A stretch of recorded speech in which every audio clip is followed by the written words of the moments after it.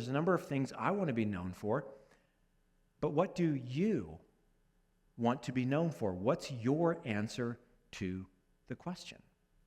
Or to ask it a different way, what do you want other people to think about when they think about you? Now, you owe it to yourself to have a clear answer to this question, and here's the reason why. If you don't know the answer to this question, you will always be a person who is lacking self-awareness, because you won't understand internally what is shaping your emotional reactions to situations. You will not understand internally your motives for why you're doing what you are doing. What do you want other people to think about when they think about you? You should have a clear answer to that question. And you should also have an answer to this question. What do you do measuring up to what you want to be known for? Because if there's something you want to be known for, there are also times when you're not measuring up to what you want to be known for. And you probably do what I'm tempted to do. We're all tempted to pretend. We're tempted to maybe hide a couple of details. We're tempted to project a false image of who we really are so that people can see us in a certain light. Now, you've experienced this with other people before, haven't you? Have you ever met someone and the first time you met them, you thought, wow, they're really something. But then you got closer and you got to know them and you thought, wow, they're really something. Okay? The reason why is because at first what you saw was their image. Okay? You saw what they managed as their image, but then you got to know them and you're like, they aren't what they pretended to be. This is why they say never meet your heroes, because what you like about your heroes is they have this cultured persona that looks impressive on the outside, but then when you actually meet them, you're like, oh, there's a very flawed human being. But all of us, we're tempted to pretend, to hide, to manage our image so that we look better than we actually are. Now, here's the problem with that. When you put your energy into managing your image, to some degree, you become imaginary. Okay? Managing your image makes you imaginary because you're not being who you really are. You're pretending to be something else. And when we pretend to be what we're not quite yet, when we're not being honest about the gaps between what we want to be known for and who we really are, to some degree that makes authentic friendships difficult, if not impossible. Because if I'm pretend imaginary Jason interacting with pretend imaginary you, it's almost like we're two avatars, and we're interacting through our avatars instead of being who we really are, because we're not being who we really are.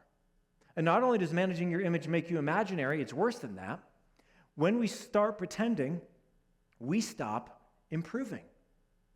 When we start pretending and managing our image, we put all of our time, all of our energy into looking better than we actually are, and as a result, we don't have the focus or energy left over to actually close the gap between who we are and who we want to be.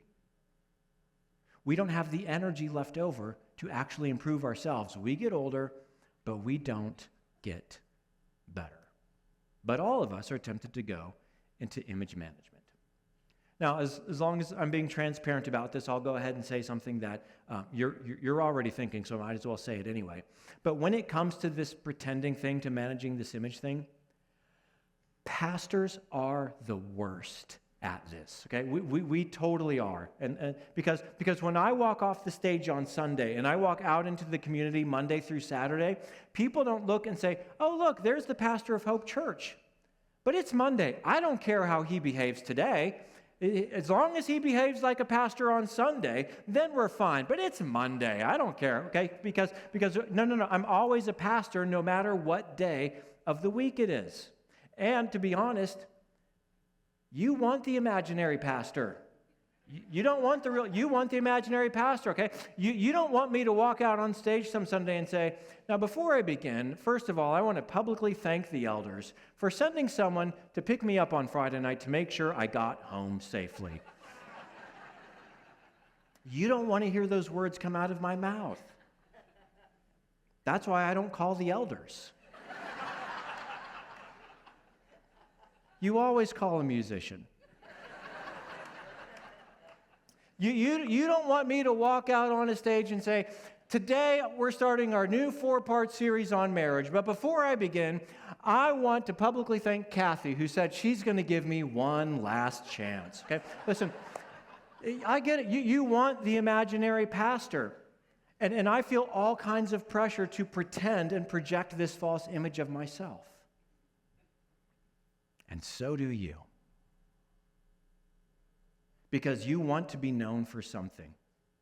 You want people to think something when they think about you, and for all of us, there's a gap between who we really are and what we want to be known for. And when we fall to the temptation of managing an image, we become imaginary, and authentic friendships become almost impossible, and we stop improving. So here's the idea that I want to share with all of us today, and I hope this idea doesn't just intellectually make sense, because there's no pushback against the idea. I hope it emotionally and spiritually resonates with you. Here's where we're going today. We want to be known for something. We need to be known by some someones.